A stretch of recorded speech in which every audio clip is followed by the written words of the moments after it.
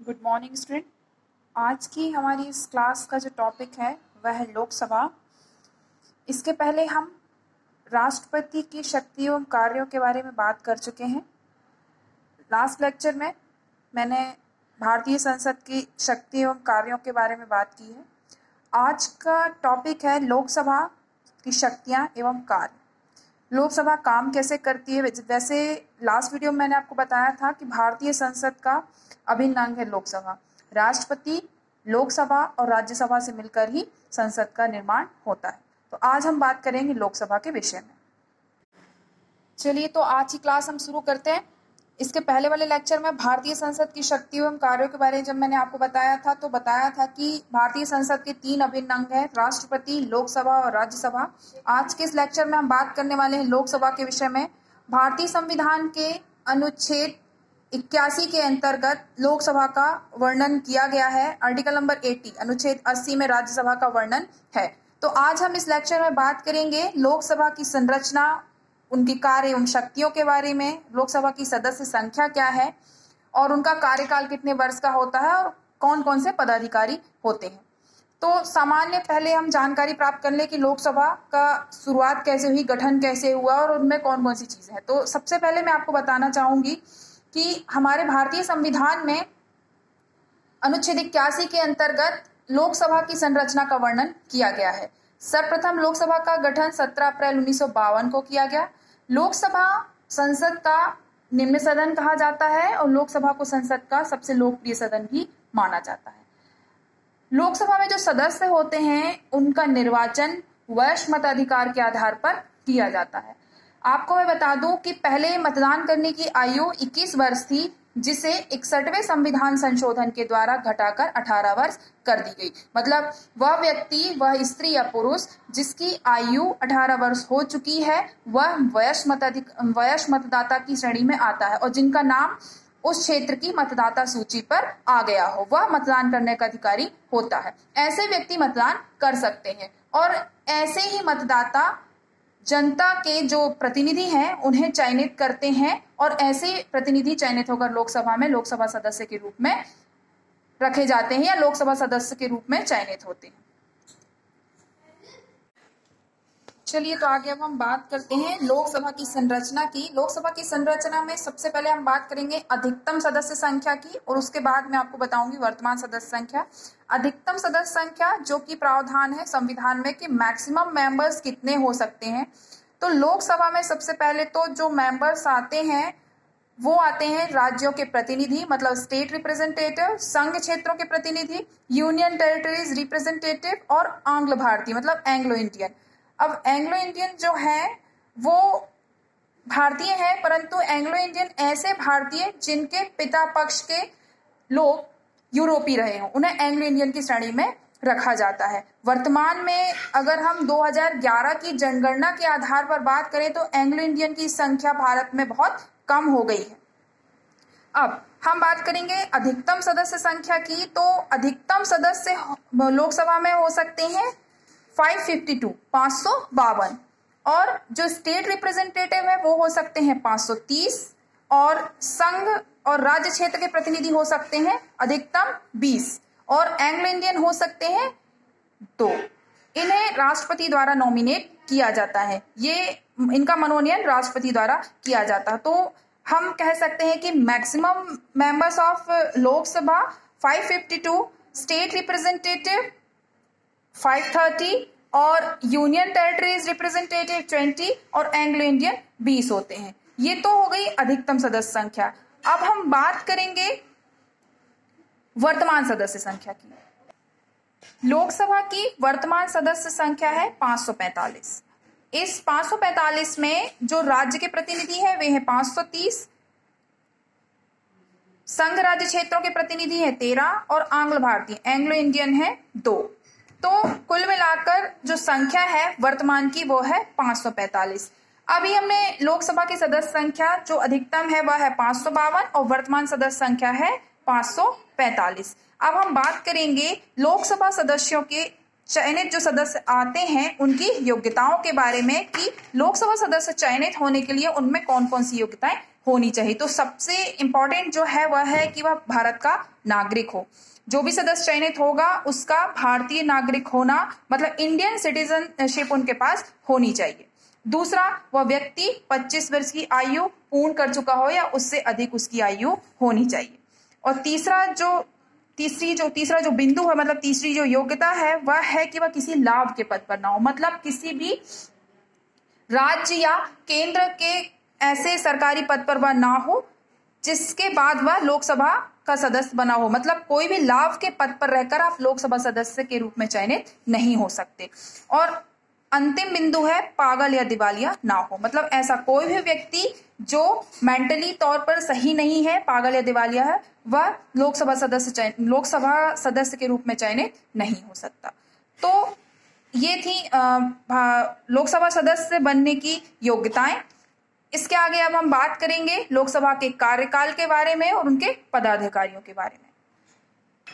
अब हम बात करेंगे लोकसभा सदस्यों के कार्यकाल के बारे में। वैसे तो हम सब जानते हैं कि लोकसभा का जो कार्यकाल है वह 5 वर्ष का होता है, परंतु प्रधानमंत्री की सलाह पर राष्ट्रपति द्वारा लोकसभा को समय से पहले भी भंग किया जा सकता है और ऐसा अब तक 8 बार हो चुका है।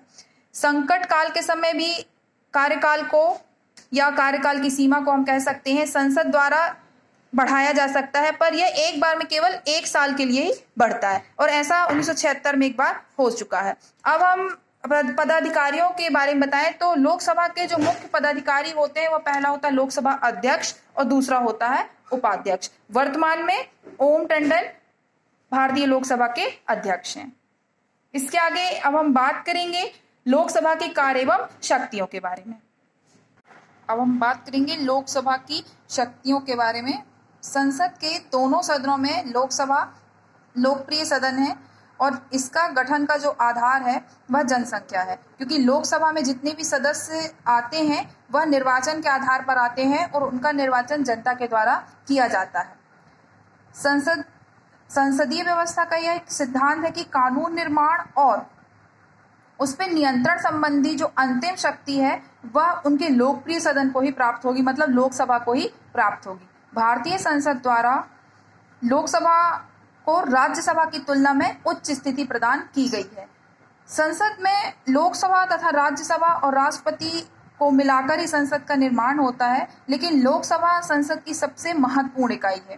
तो आज हम बात कर रहे हैं लोकसभा की शक्तियों के बारे में। तो सबसे पहली जो शक्ति है उस पर हम बात करेंगे। पहला जो बिंदु है उसमें वह है विधायी शक्ति, लेजिस्लेटिव पावर।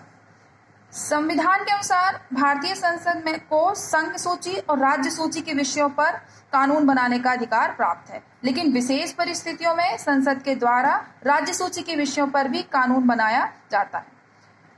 संविधान के द्वारा साधारण अवित्तीय विधेयक के संबंध में लोकसभा और राज्यसभा को समान शक्तियां प्रदान की गई हैं। संविधान में कहा गया कि इस प्रकार के विधेयक दोनों सदनों में से किसी भी एक सदन में प्रस्तावित किए जा सकते हैं और दोनों सदनों में पारित होने पर ही राष्ट्रपति के पास हस्ताक्षर के लिए भेजे जाएंगे। लेकिन इसके साथ ही दोनों सदनों में मतभेद उत्पन्न हो जाने पर राष्ट्रपति के द्वारा दोनों सदनों की संयुक्त बैठक भी बुलाई जाने की व्यवस्था की गई है।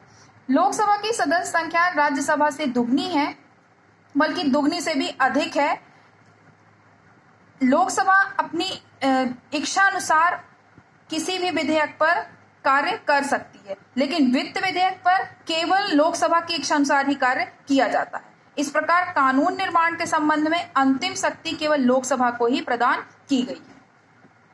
साधारणतः हम यह बोल सकते हैं कि राज्यसभा साधारण अवित्तीय विधेयक को 6 महीने तक रोक रखने के अलावा और कुछ नहीं कर सकती।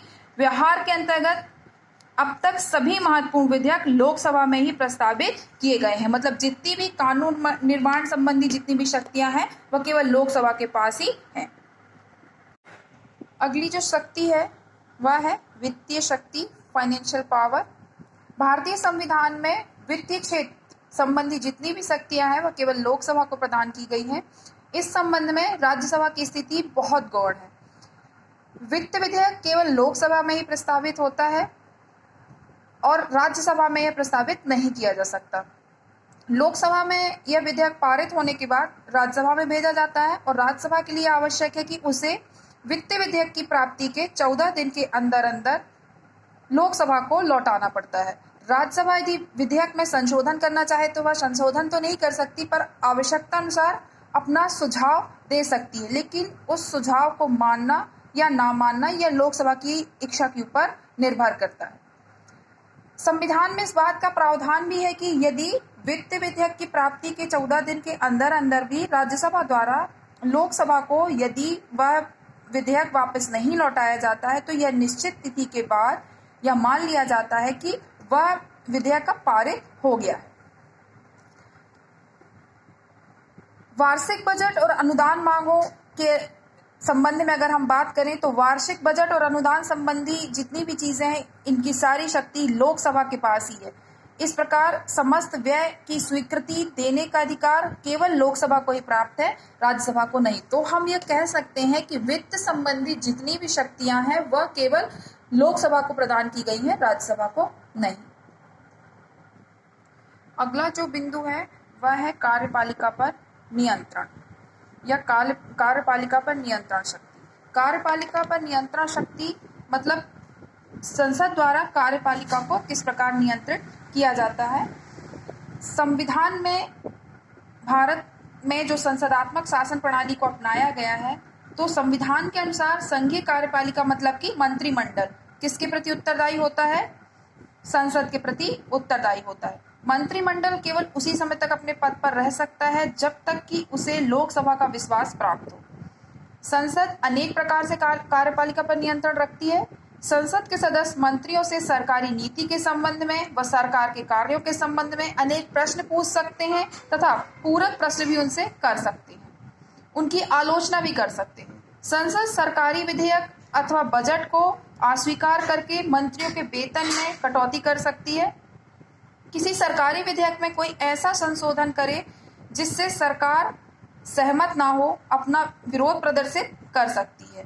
वह काम रोको प्रस्ताव पास करके भी सरकारी नीतियों की गलतियों को प्रकाश में ला सकती है। इस प्रकार हम कह सकते हैं कि संसद इसलिए बोला जा रहा है क्योंकि हमने आपको पहले भी बता चुके हैं कि संसद के जो दो मुख्य सदन हैं, लोकसभा और राज्यसभा, इस समय हम बात कर रहे हैं लोकसभा की, इसलिए यहाँ संसद बोला जा रहा है क्योंकि लोकसभा जो है संसद का ही अभिन्न अंग है। तो संसद के द्वारा कार्यपालिका पर नियंत्रण रखा जा सकता है या कार्यपालिका नियंत्रण संबंधी शक्ति संसद को प्राप्त है।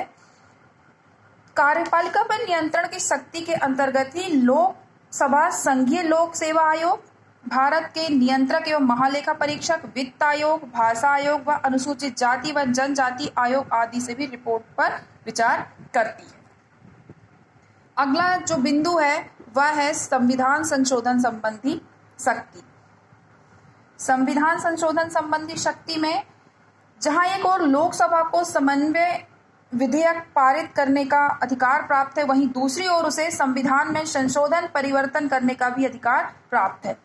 संविधान के अनुच्छेद 368 में संविधान में संशोधन कार्य संसद के द्वारा ही किया जा सकता है। भारतीय संविधान में संसद द्वारा संशोधन तो किया जा सकता है, लेकिन संविधान का जो मूल ढांचा है उसमें परिवर्तन संसद द्वारा नहीं किया जा सकता। आर्टिकल नंबर 368 मतलब अनुच्छेद 368 में संविधान संशोधन के प्रावधान के बारे में वर्णन है। तो हम ये मान सकते हैं कि संविधान संशोधन संबंधी जो शक्ति है वो संसद को प्रदान की गई है।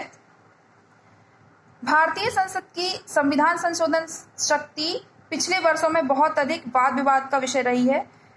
इस प्रकार के वाद विवाद का एक प्रमुख बिंदु यह रहा है कि संसद मौलिक अधिकारों को सीमित करने वाला संवैधानिक संशोधन कर सकती है अथवा नहीं। परंतु जैसा कि मैंने आपको बताया कि संविधान का जो मौलिक ढांचा है उसमें संसद द्वारा परिवर्तन नहीं किया मतलब उसके जो मूल ढांचा या मूल प्रति हम कह सकते हैं संविधान की, उसमें संसद द्वारा परिवर्तन नहीं किया जा सकता। संसद के दोनों सदन अलग अलग अपने कुल बहुमत तथा उपस्थिति एवं मतदान में भाग लेने वाले सदस्यों के 2/3 बहुमत से संविधान संशोधन को पारित कर सकते हैं। और संविधान के अधिकांश प्रावधानों में अकेले संघीय संसद द्वारा ही परिवर्तन किया जा सकता है। केवल कुछ ही प्रावधानों में संशोधन के लिए भारतीय संघ के आधे राज्यों के विधानमंडलों की स्वीकृति आवश्यक है। अगला जो बिंदु है वह है निर्वाचक मंडल के रूप में कार्य। लोकसभा निर्वाचक मंडल के रूप में भी कार्य करती है। आर्टिकल नंबर 54 में लिखा हुआ है कि लोकसभा के सदस्य, राज्यसभा के सदस्य तथा राज्य विधानसभाओं तथा संघीय क्षेत्र की विधानसभाओं के सदस्य राष्ट्रपति के निर्वाचन में भाग लेते हैं और निर्वाचन मंडल का रूप बनते हैं। जब राष्ट्रपति के बारे में मैंने आपको पढ़ाया तो इस विषय में मैंने आपको बताया था कि कौन कौन राष्ट्रपति के निर्वाचन में भाग लेता है। और आर्टिकल नंबर 66 के अनुसार भी लोकसभा और राज्यसभा मिलकर ही उपराष्ट्रपति का चुनाव करती है और लोकसभा के द्वारा सदन के अध्यक्ष और उपाध्यक्ष को निर्वाचित किया जाता है या उन्हें पद मुक्त भी कर सकते हैं। मतलब लोकसभा का जो एक कार्य है वह निर्वाचक मंडल के रूप में भी कार्य करती है। अगला जो बिंदु है वह है जनता की शिकायतों का निवारण। लोकसभा के सदस्य प्रत्यक्ष रूप में जनता द्वारा निर्वाचित होकर आते हैं अतः उनके द्वारा जनता की शिकायतें, जनता के विचार और भावनाएं सरकार तक पहुंचाई जाती हैं।